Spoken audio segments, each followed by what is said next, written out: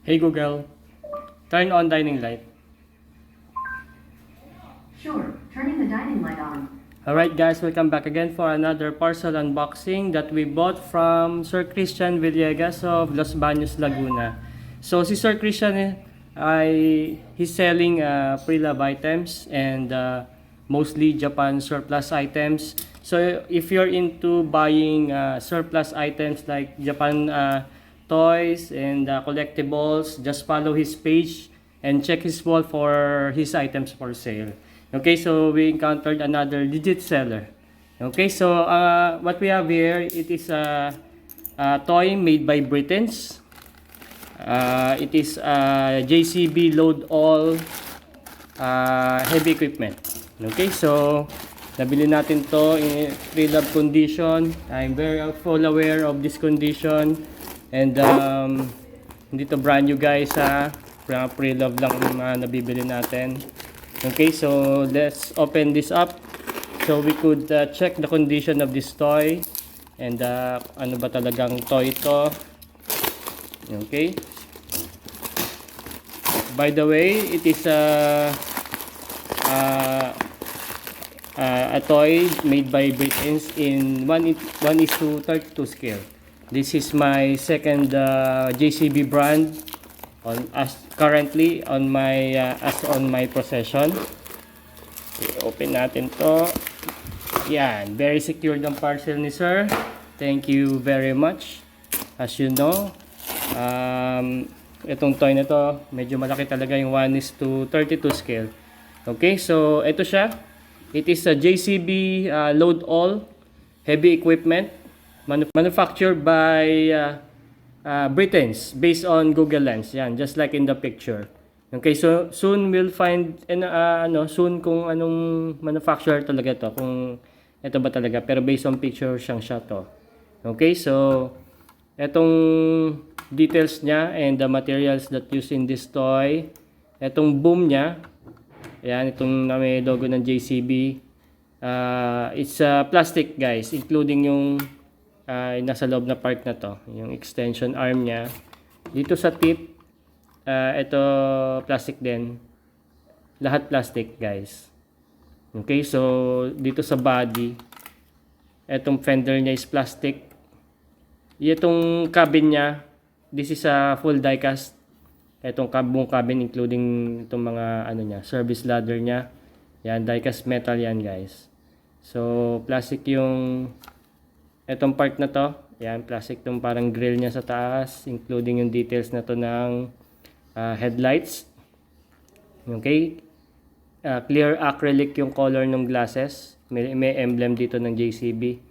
Yan, clear yun naman yung acrylic niya. Kita mo yung details sa loob, yung cabin. Plastic yung details sa loob ng cabin. Okay, ito die-cast metal to. And including this part, etong roof niya, die-cast metal. Okay, may details ng warning beacon, so warning lights. Dito, part na to, die-cast metal naman siya. Plastic pala to, nasa loob na to guys. Yan, ito may backlights na to, yung mga spotlight niya. Plastic. Pero yung cabin is die-cast metal. Okay, this part, ayan may model siya na this is a JCB load all 550-80.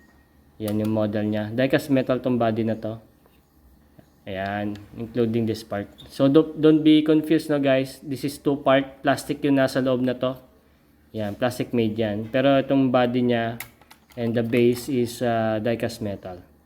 Okay, ito may details dito ng exhaust. This is plastic. May exhaust tip, plastic din.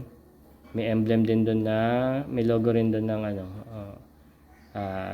model number 550-80. Okay, the fender is plastic. This part, this is die-cast metal naman, including kaya to this is plastic yung part na to, top part na yan. Yan, pero itong may JCB, this is a die-cast metal including the base. Yan, okay, so itong rim niya is plastic. Yung rubber niya, malalaking gulong. Magandang klaseng rubber na may ginamit ni dito ng manufacturer. Yan, damage na tong niya itong fender niya, pero we'll see to it kung anong magagawa nating remedyo dyan, or baka palitan natin kung may makikita tayong fit na parts. Okay, so dito sa loob meron siyang hydraulic dito to lift. Plastic lang siya, metal yung chrome part na yan, na ng part ng cylinder, pero itong block is plastic. Okay, so sa loob ganyan siya. Sensya na kayo guys, madumi, ganun talaga. This is a thrift item. Lilinisin na lang natin yan. Okay, so yun lang din naman ang functionality niya as a lift machine. Ito may movement up and down, tapos na-extend yung pole niya, yung boom for the lift. Tapos this one may movement siyang ganun, no? May plastic lang yung details na nandun sa loob. Okay, so yun na ang functionality niya. Okay, anyway, this is much better than my current load all or similar. Yan. Ito yung current ko ngayon. Yan. Isang unsearchable or non-marking na load all. Okay, so ito nakalagay lang kasi parang ano siya, markings niya parang Russian o German. Yan. Pero this is made by Technopark. Tama ba? Texho. Yan, tapos NAPK. Paano ba siya i-pronounce? Yan, okay. So hindi ko alam. Pullback ata to, yeah. It's a pullback. Okay, so isang load all din siya. And much detailed naman to, or much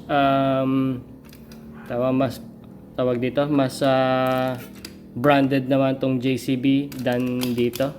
Okay, so yung JCB, pansin ko lang sa kanila sa mga toys nila, talagang mas marami ring plastic parts. Okay, so currently I have a JCB na MIDI ano ba to? 8060 na excavator. Yon. Hindi ko pa to na-unbox guys, hindi ko pa siya nagagawa ng diecast toy review. Yan, pero if you look into it, diecast siya pero may mga plastic parts siya. Like I guess dun sa arm. Saka I think yung pinaka body niya on the right side niya. Yan, may mga plastic parts siya. And hindi ko lang alam kung yung doser niya sa harap is plastic. So ganun yung mga JCB. And upon checking dun sa mga videos na naggawa na ng toy review nito, and gumawa ng short clip ng mga ganito is ganun siya. Yung mga JCB is barely they're using plastic din. A good thing, medyo mabigat din to guys, itong JCB na to. And let's check the weight. Okay, so meron akong digital weighing scale dito. Ayan. Okay, so yan, it's 340 grams guys. A bit heavy for the for this toy na. Medyo mabigat din talaga siya. Okay, so itong JCB na ano ko, United Rentals na bundle, hindi ko pa siya nagagawa na i-sked ng diecast toy review. Hindi ko pa na-unbox yan guys. Soon gagawa natin ng separate na review yon. Meron pa kasi mga naunang dumating na toy niyan na naka-schedule na natin for diecast toy review. Okay, so inuuna lang natin yung parcel unboxing, so we could upload it for para i-send natin dun sa mga seller. Yan. Okay, so ayan siya. Medyo maganda naman yung details din nito. Okay, check na pala natin itong base niya.